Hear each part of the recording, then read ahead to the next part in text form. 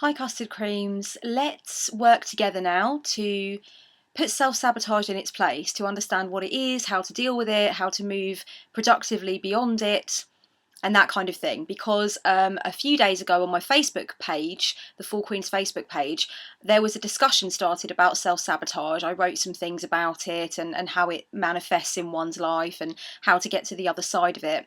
And it's something that a lot of people struggle with, and it's something that a lot of people did comment on and say that they're going through their own struggles with self-sabotage and trying to put some techniques into play with varying levels of success. And I did ask if it would be something that it might be useful for me to put in a video format, some of my own thoughts, and I was asked to do that. So here I am doing a little impromptu self-sabotage workshop. I don't want to get too formulaic about it or too structured. I've written some notes about the key things that I want to talk about and the key things that I think it would be useful to talk about. And it's possible that I might set them out in kind of a more pragmatic way at another time. But for now, because I was low on time before I actually started filming this, I'm just going to talk really about my own views about self-sabotage and how one actually gets over self-sabotage and makes their life into its own success story.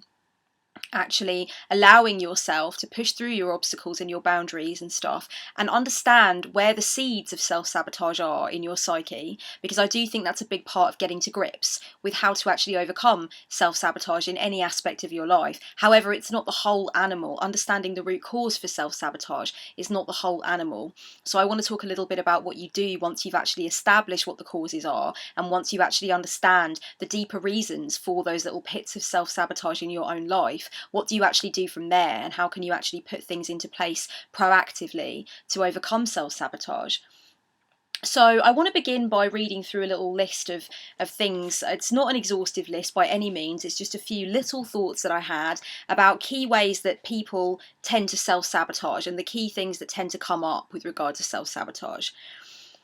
Firstly, I think a lot of people fall short of their objectives. They come up with a massive load of goals and plans, they write a huge to-do list, they put a lot of pressure on themselves, and they expect something from themselves which is actually unrealistic.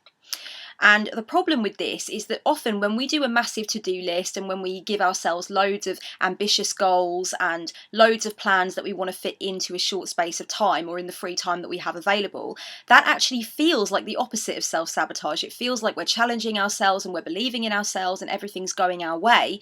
But in actual fact, if you're writing this massive to-do list of stuff, which is actually not realistic and which you're not likely to complete or get done, then you're actually giving yourself the opportunity to berate yourself and to have an emotional response to being unable to finish all of that work that you've set yourself, which actually kind of dampens your self-belief and makes you feel even more angry with yourself for what you didn't get done.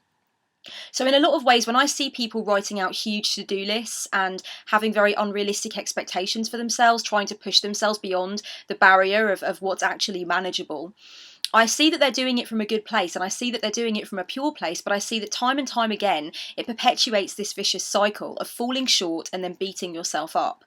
And I feel in a way that this is actually a form of very active and very poisonous self-sabotage.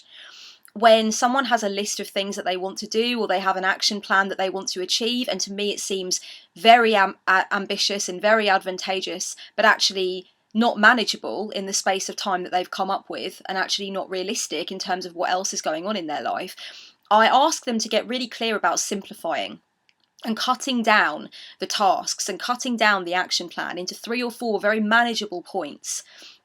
For example, if somebody has a workout regime that they read out to me or they explain to me, and I feel that it's incredibly ambitious, and yes, in a perfect world, if you were to get all of that done, it would be amazing and your progress would be quite instantaneous and you would feel like you were on this roller coaster of success after success. But the actual truth is that with everything else going on in the person's life, it's actually not manageable and it's not realistic, and it's going to be an excuse for that person to fall short of their objective, blame themselves, hate themselves, and then get back on this negativity cycle. So what I always encourage them to do is to really shave down the action plan to just 1 or 2 manageable things that they can do each week. And those manageable things are going to be what we would call the bare minimum that they need to put in.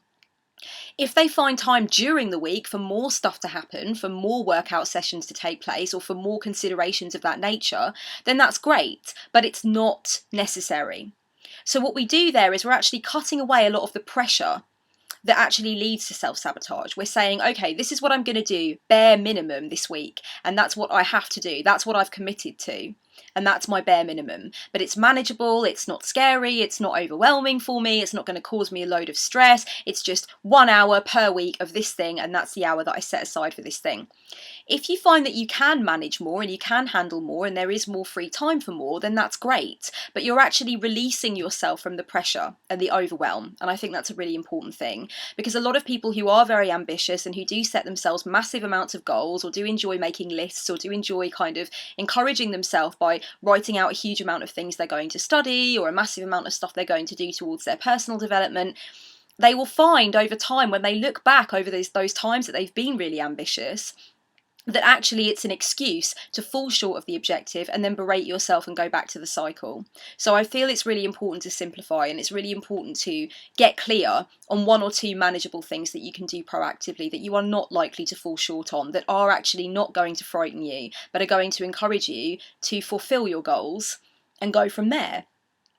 I also find that a lot of people struggle with this other people have what I don't kind of mentality, where you'll look at somebody's success in their financial life, in their creative life, in their business, whatever it is, and instead of actually using that as an incentive to go forward on your own journey and to enjoy your own kind of enriching road towards success, you will actually begin to compare your life to their life, and you'll be able to compare their resources to your resources. And so instead of moving forward proactively on your own journey, you're likely to look at that person and say, well, they must have had a leg up in life, or they must have had, some kind of fortune that I didn't, or they had money to start off with and I don't, or they, were already in optimum health when they started, I'm not. So it's constantly about making yourself into a victim and making somebody else into the victor, and actually deciding that there's this huge gap between your life and their life that you can't actually bridge.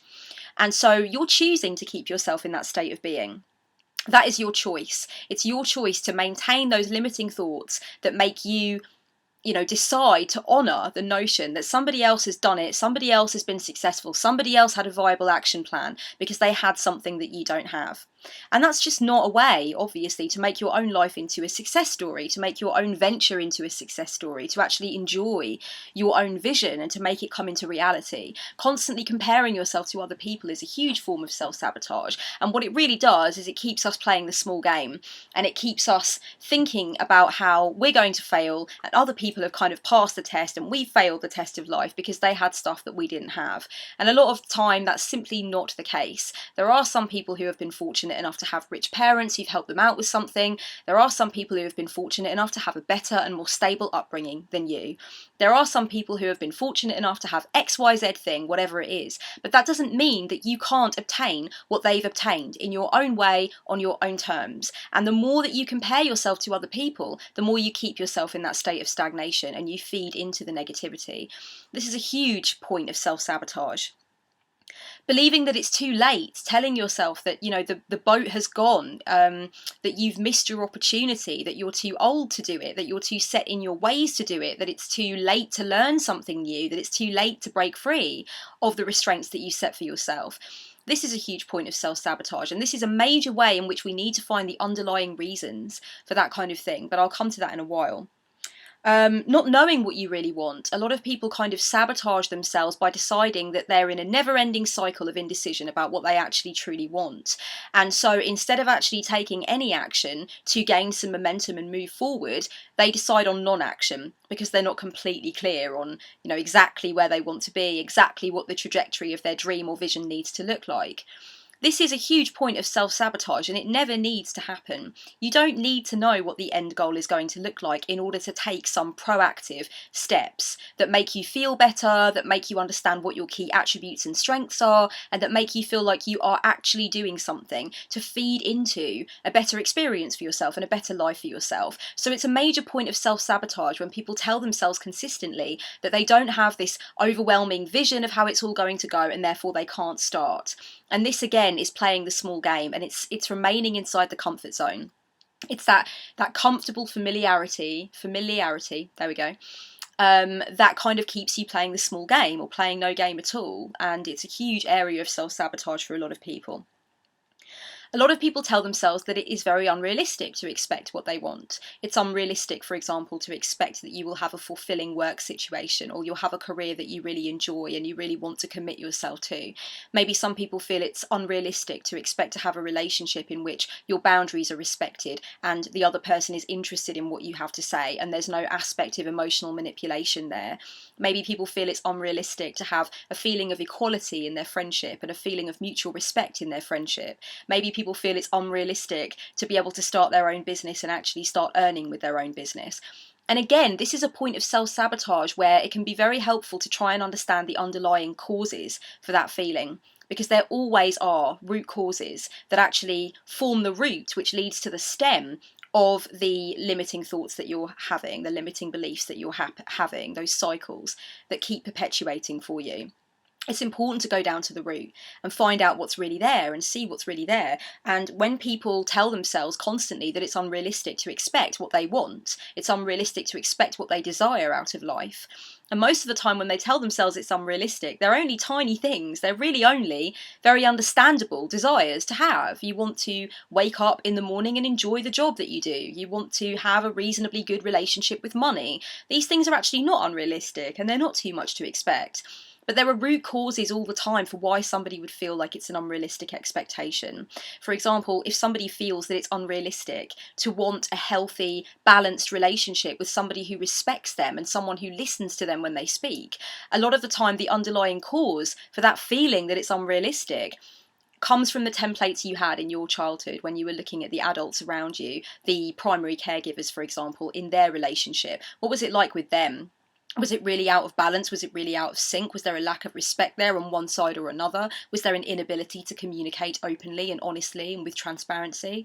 You're picking these things up all the time as a child, okay? And you're actually fostering them quite a lot into your own vision of what a perfect relationship template is like and how much you can actually feel that you deserve to expect. And a lot of the time you're carrying that false idea with you of how much is too much to expect and what it's actually normal to expect. And when you analyse those root causes, you realise that you've been walking around with these false beliefs, these beliefs that actually don't serve you and have nothing to do with your core principles and your core desires and your core beliefs. They simply don't, so they need to be deconditioned out of you. You need to delete those programs. People pleasing and needing outside validation. I think this is a form of self-sabotage. Often we tell ourselves that we can't go after what we want in case we disappoint somebody, in case we fall short of somebody else's expectations for us, in case people are upset by what we do or afraid of what we do, or they think that what we do isn't necessarily their version of success, their ideal of success. You know, one part of self-sabotage that I think is so pervasive and so utterly damaging is that part of self-sabotage which comes from actually aligning ourselves with a version of respect which has very little which has very little to do with who we are as people. You know, your version of success, your vision of success, the picture of what it is in your head is different to somebody else's, okay? Success is not a one-size-fits-all thing. It's not a one-size-fits-all criteria.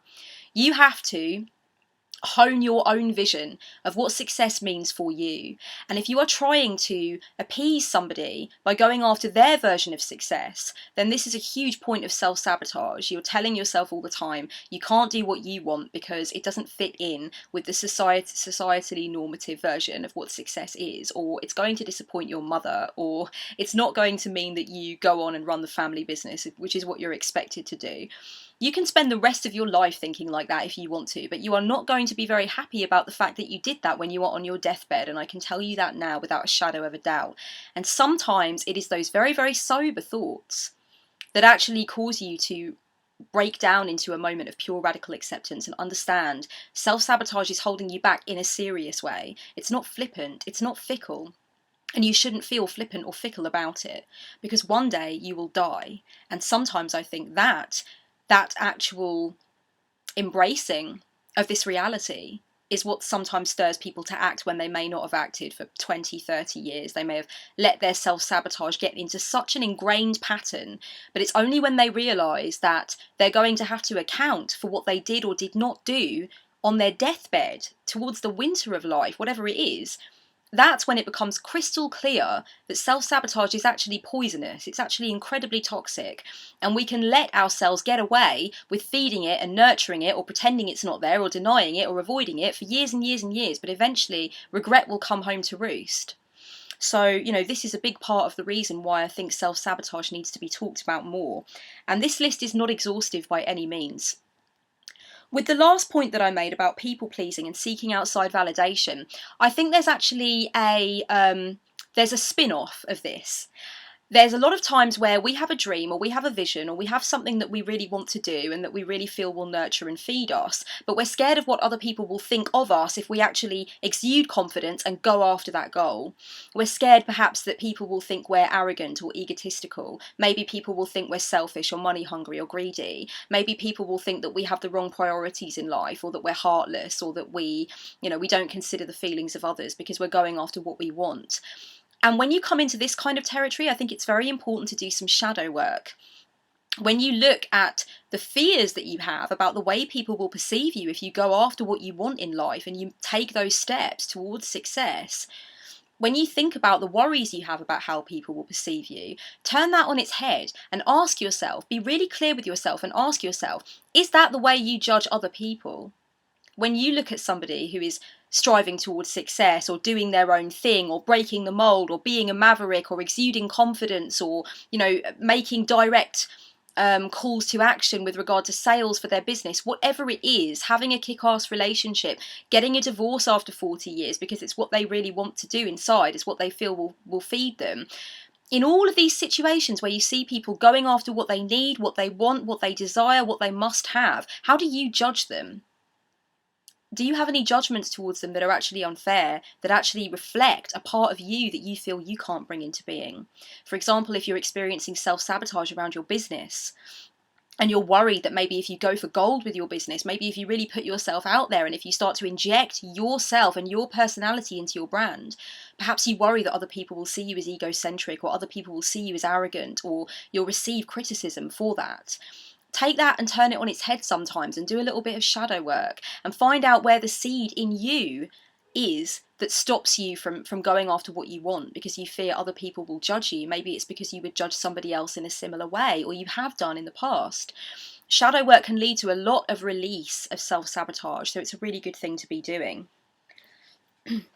Now, discovering the root causes for your self-sabotage, I think, is priceless. It's invaluable. It's a very important part of the work. Why? Because we cannot understand where we want to go unless we confirm and accept where we've been. And I really believe in my life and in my personal practice with spiritual counselling that a lot of our patterns and a lot of our conditioning and a lot of our beliefs were given to us in our upbringing, in our adolescence, in our formative years from our primary caregivers, and also then later on from the society we inhabited and the messages that we picked up from it.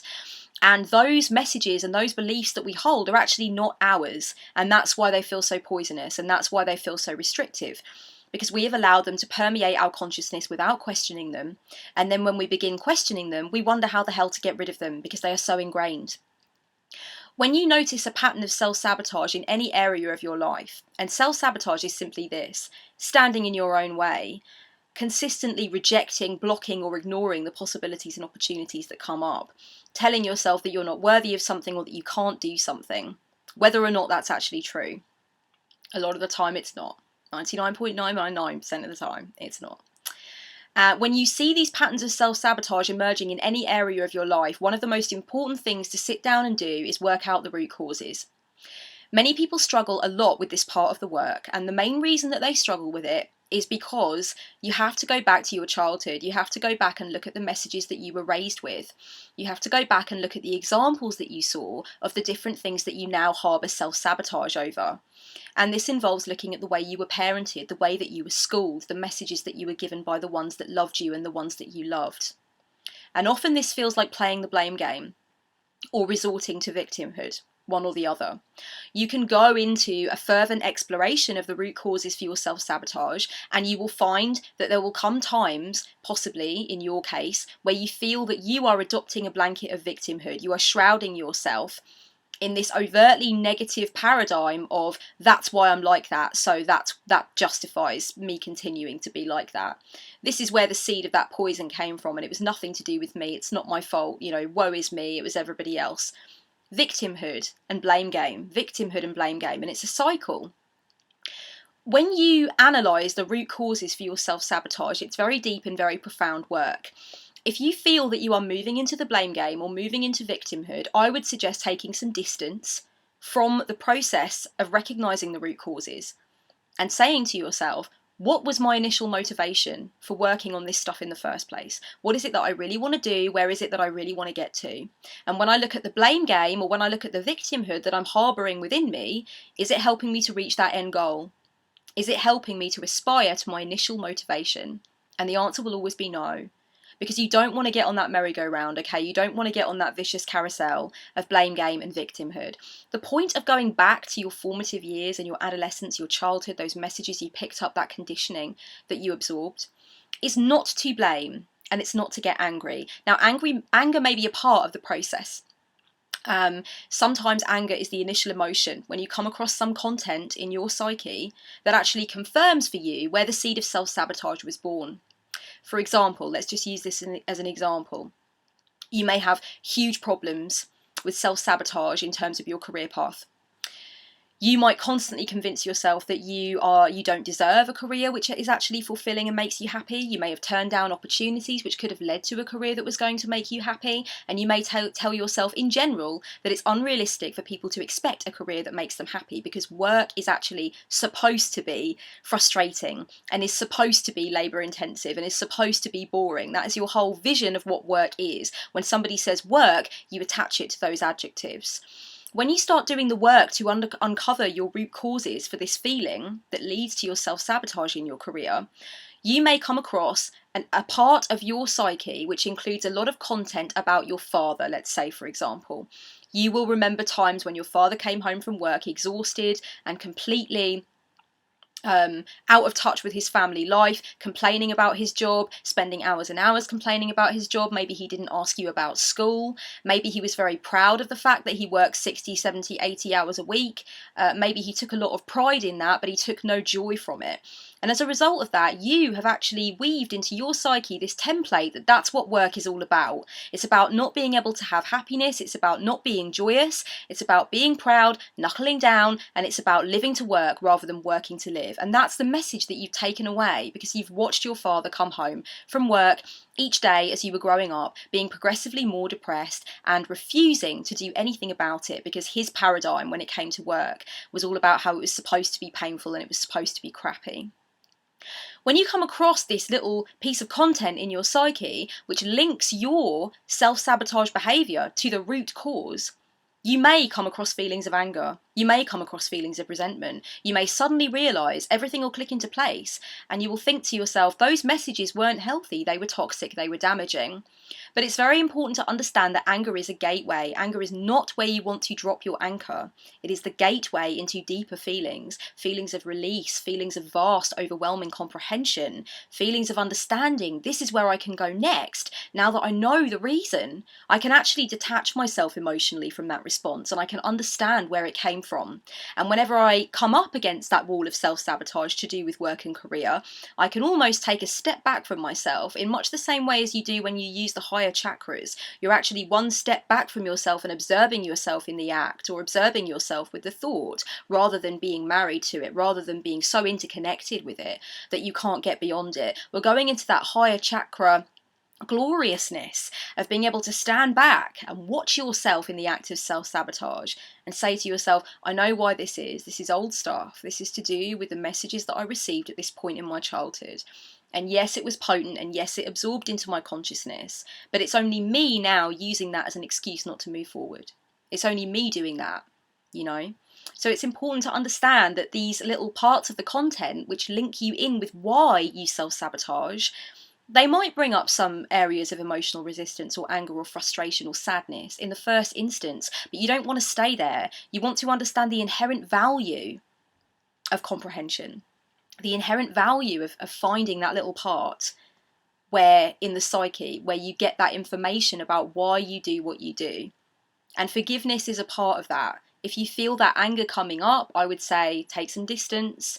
Don't move on with the work with the root causes if you're feeling anything that you actually can't move past in terms of anger, in terms of negativity. Take some distance and think more about how enriching it is. How enriching it is for you to finally realise where your self-sabotage has come from. And then release. Release the negativity, receive the positivity, breathe in the light, breathe out the black smoke, and understand it's about forgiveness. And it's about understanding that no one's perfect. Everyone is picking up shitty conditioning from somewhere. But it's your duty, it's your time, it's your obligation to decide how much that conditioning affects you and to decide whether or not you want to carry it around with you for the rest of your life. And those who seek to constantly blame the people who actually initially invested them with that conditioning, that's their choice, but they're constantly going to be on that roller coaster until they choose to get off it. That roller coaster of victimhood and blame, victimhood mentality and blame game. You can carry on with that for as long as you like, but it's only you keeping yourself there. It's not your father, it's not your mother, it's not your teacher.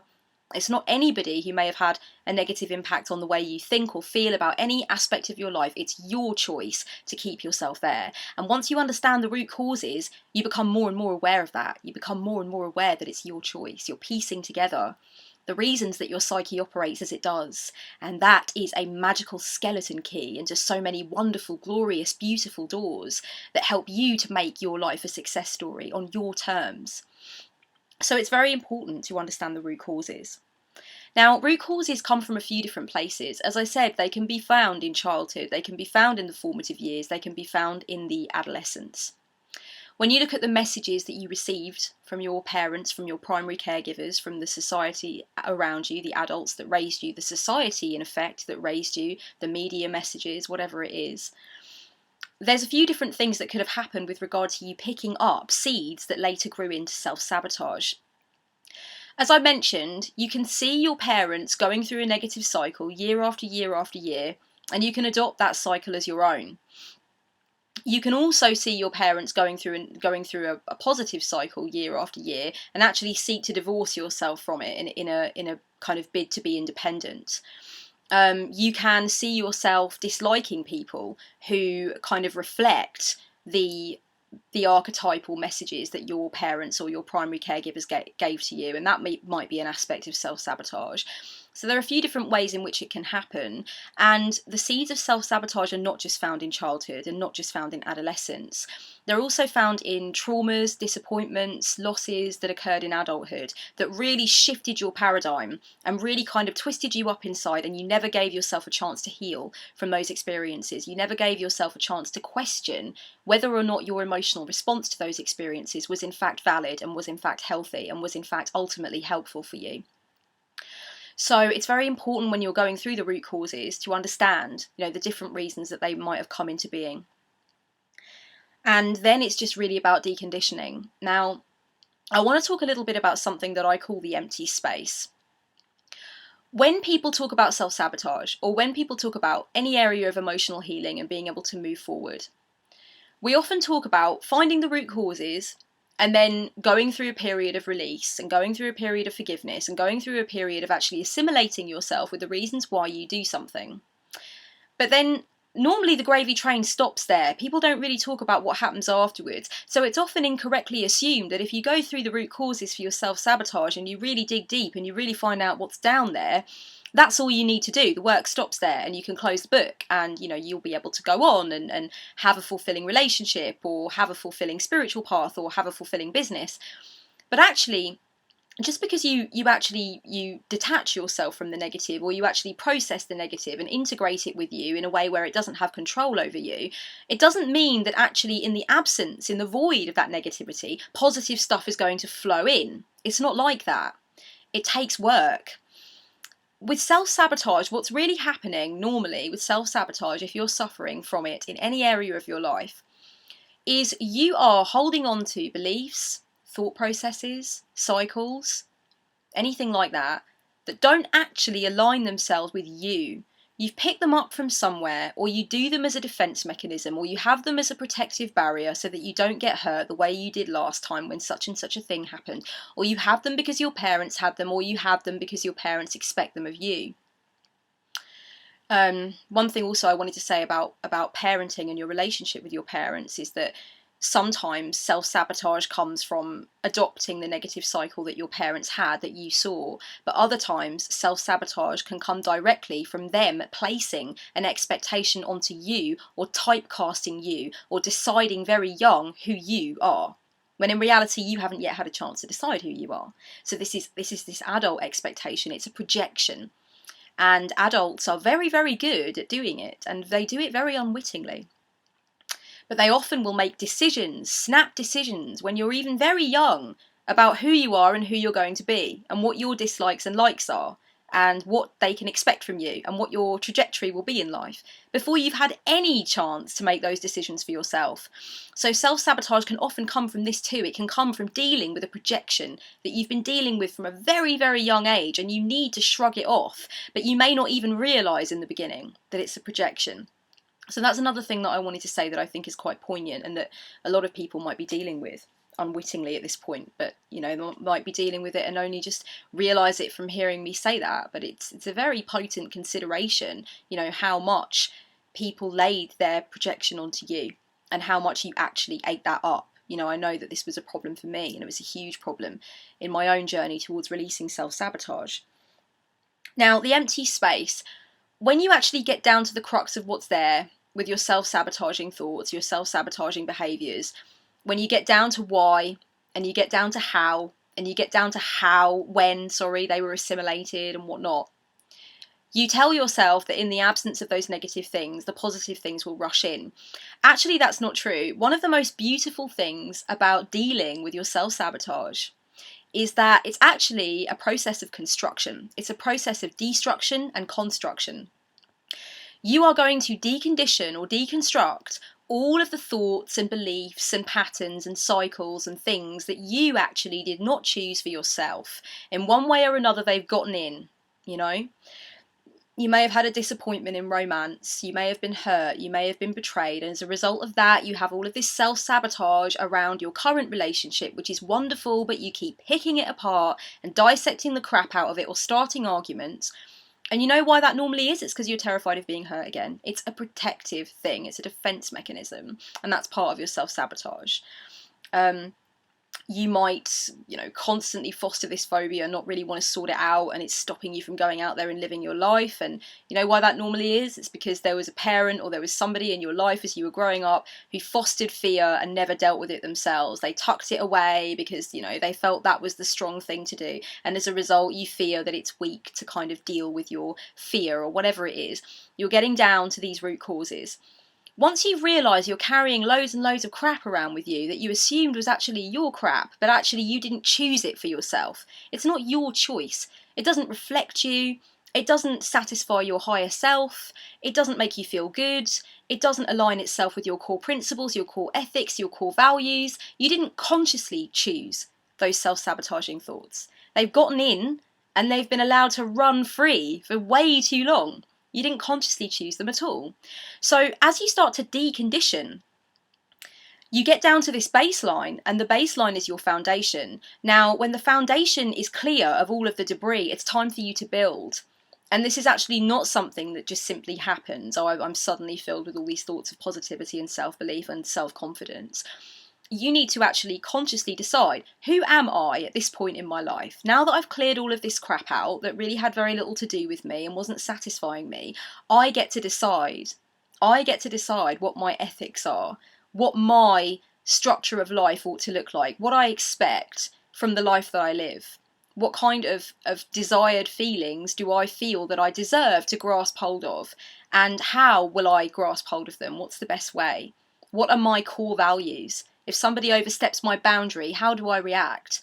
Not out of fear, not out of some limiting belief, not out of something I learned in my adolescence, some protective thing or whatever. How do I want to act conscientiously?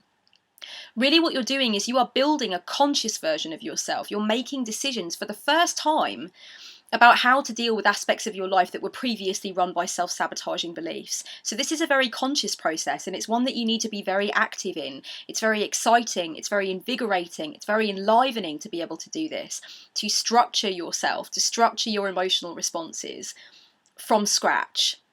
But it's also very challenging. And it's not something that just happens without your sincere input. It has to happen with your sincere input, and you have to be present, and you have to get out of your own way. You have to get out of your own way. And let me just tell you one golden rule for anyone who's dealing with self-sabotage in any aspect of their life. I would say to you, challenge yourself not to say anything to yourself that you wouldn't say to a good friend. Think about the things that you say to yourself, and this is going into negative self-talk, which for me is perhaps a slightly different subject, but it does link in with self-sabotage. Think about the things that you say to yourself on a daily basis about the thing that you self-sabotage over. Maybe it's health and well-being. Maybe it's, weight loss, which is attached to that intimately. Maybe it is to do with business. Maybe it's to do with your creative endeavours. Maybe it's to do with relationships. Whatever it's about, money, anything. Think about the negative crap that you say to yourself, that you allow yourself to keep reinforcing and reinforcing and reinforcing, about how you're not good enough, or you're not worthy, or you don't deserve, or it's unrealistic to expect, etc., etc., etc. Would you say those things to one of your closest and dearest friends? Would you say those things to your beloved? Would you say those things to your tribe? And that's when you start to realise that there's a major disconnect. There's a major disconnect between the people that you love in your life and you. And you should be a person that you love in your life. Give yourself more encouragement, more guidance, more positive self-talk, more, glittery, pink, magical, wonder-filled, spiritual, transpersonal, plugged in, empowered, wild internal monologue. Okay? That's what I really think is necessary. Everything that you say to yourself that you would not dream of saying to a best friend, don't say it to yourself, because you should be your best friend. And if you can say hideous crap to yourself, and you do say hideous crap to yourself about what is really achievable or what you really deserve, and you say it over and over again on autopilot, it really doesn't matter how many people say beautiful things to you about what you can achieve and where you can go. Because that, as George Carlin said, it's like being hungry and taping sandwiches to your body. That's what it's like. Taking wonderful advice from other people and listening to their words of love that they're positing to you, that is just taping food to your body. That's taping food to your body. That's not actually going to feed you, because inside you have this bile, you have this poison working against you all the time. And it is your own internal monologue telling you this crap. So, please, just even in the first instance, even right now, starting from today, notice the things that you say to yourself that you would never dream of saying to someone that you love, someone that you want to support, somebody that you care for. And you would be amazed at the amount of things that you say to yourself that you would never dream, that you would rather die than say to people you love. And when you say those things to yourself, I want you to imagine saying them to somebody that you love. And really, really absorb how that feels. Really feel how that feels. Imagine saying it to someone that you love, spitting it at them viciously, saying it to them with conviction, the way you say it to yourself time after time. Imagine saying it to someone that you value, someone you cherish, and it's a horrible feeling. And that's what you're doing to yourself all the time. That is what you're doing to yourself all the time. And so I think that's a huge part of trying to actually overcome self-sabotage. So the empty space is what happens when you discover your root causes. And you actually begin to realise, okay, so each time I do this self-sabotaging thing, I need to think for the reasons that I'm doing that. I need to think on the reasons that I'm doing that. I need to think about where it came from, and I need to be consciously aware that that's why I'm doing it. I'm doing it because of this experience I had in the past, or I'm doing it because I feel it's what's expected of me, or whatever. And what you need to do in the absence of that negative stuff, because you keep addressing it and you keep maintaining that balance, is you need to decide then, what positive stuff do you want to bring in? You choose, because it's not just going to flow in without your attention and without your concerted effort. You get to choose now. You get to build up your psyche, your consciousness, in a way that is conscientious and proactive and that involves you. You get to be present. You get to show up. And this is very exciting. So this is where your ideas about personal power come in. How do you want to grasp hold of your personal power? So how do you want to defend your boundaries and limitations? How do you want to be able to say no when you need to say no? How do you want to be able to listen to your own advice and opinions rather than seeking too much validation from without? How do you want to define success on your terms and start writing things down? Start really thinking about it. This is your identity. This is the conscientious, the proactive, the co-creating part of your identity. And you really get to have that in this moment when you've reached that foundation level and you can build new stuff up. And that is a really magical thing. And at the bottom of this, I've just written a few things on my little notes that I've got here so I don't forget anything.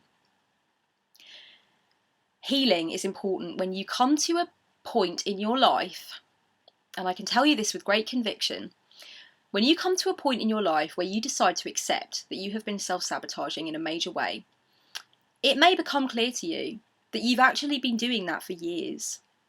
And that is a very, very painful thing to realise about yourself, that you've been standing in your own way for years. And that can bring you to tears, and it can make you feel very regretful, and it can make you feel very wasteful.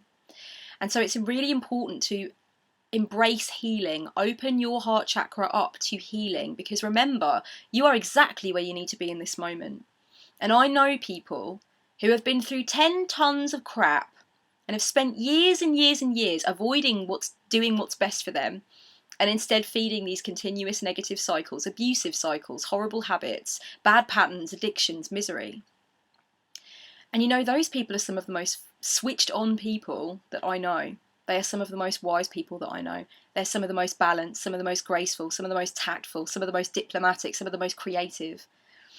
Because they've been through all of that. It's a well of wisdom. So it's much better to think about what you've gleaned from it and how much more power you can put behind your vision and your happiness now because you went through that. The more you spend wallowing in the fact that you spent 10 years in a relationship that was awful for you, or you lost 15 years to addiction, or you never felt brave enough to put brush to canvas because you were too scared about what people would say, the more you spend wallowing over the years that you spent not doing what you wanted, the more you are actually attaching yourself to another form of self-sabotage, which is actually one of the most odious and one of the most hideous. And that is spending your time lamenting what you didn't do, instead of knuckling down now and getting on with what you can do right now, starting from this moment.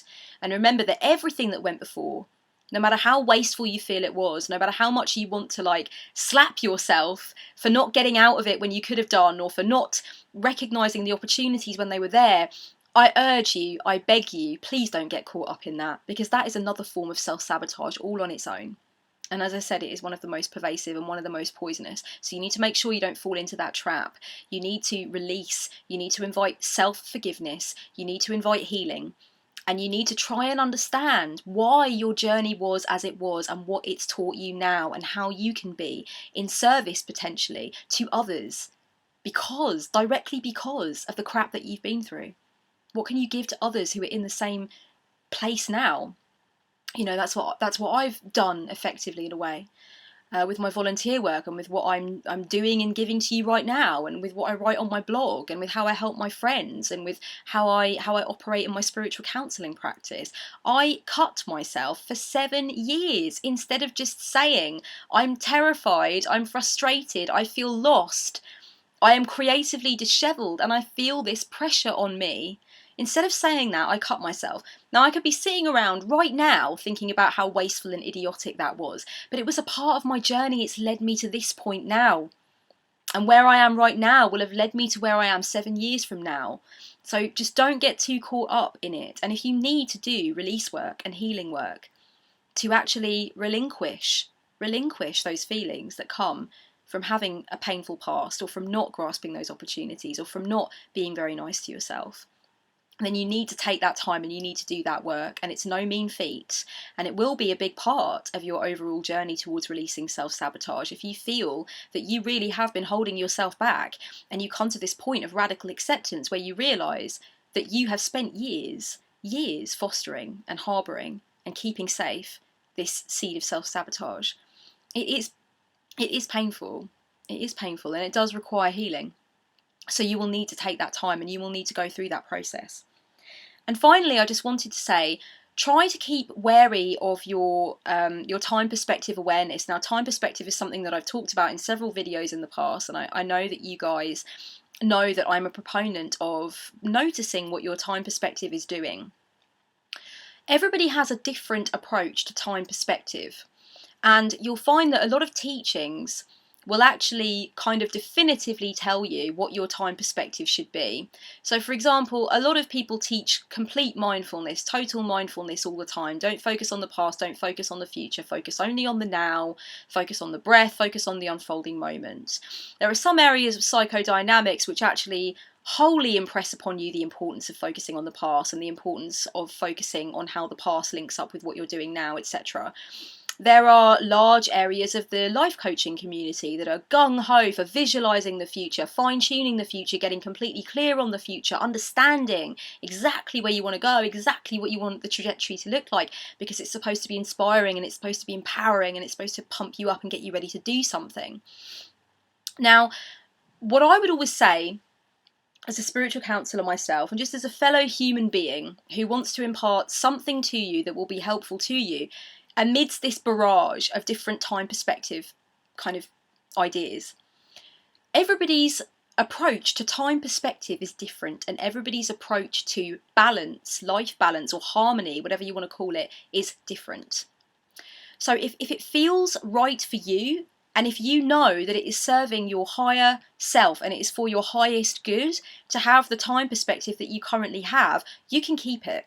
It doesn't matter how many teachings say that it's not the appropriate thing. You have to tune in with you, and you have to know that it works for you. Now, some people, most people I would say, when it comes to time perspective, have somewhere in the middle between focusing on the past and how it links to the now, focusing on the now and actually letting the past and the future melt away, and then focusing on the future and taking your inspiration and motivation and vision and thinking about how you want to turn it into your future goal. I would say most people have a mishmash of those three time perspectives, and they sit quite comfortably on the spectrum between them all. But there are some people who are labouring under a time perspective awareness which is really not helping them. It's not healthy for them, it's not serving them. And for those people, I would say it's really time to look at exactly what needs to change. And don't be afraid, be unapologetic about sitting down and taking that time to work out where you are on the time perspective awareness spectrum and where you need to be. For example, if you are a hardcore future tripper and you spend a lot of time focusing on the future, visualizing the future, fantasizing about the future, fixating upon the future, to the point where you are losing all sense of what's happening in the present, and in fact you're resenting the present because all you want to do is be there in the future. You are a chronic future tripper, and you need to sort that out. You need to welcome mindfulness. You need to welcome focus on inhalation and exhalation. You need to welcome focus on self-care in the present, connecting with the body in the present, and that kind of thing.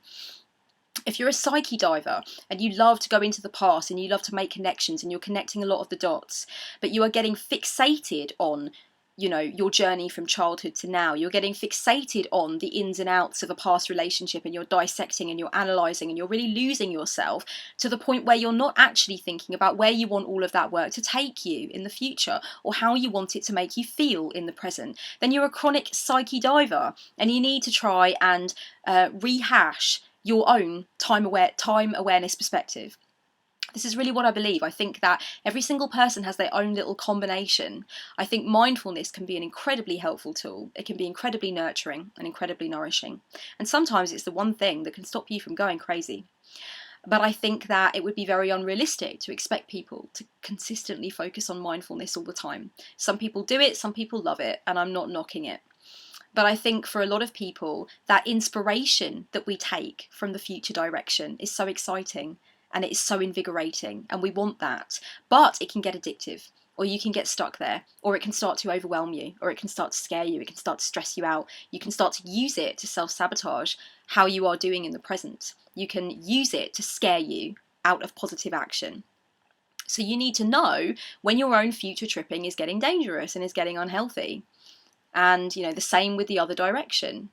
You need to know where you are on that spectrum and approach carefully and with sound judgment what's working for you. What's working for you about your time perspective? What's changed about it as well? How has it evolved?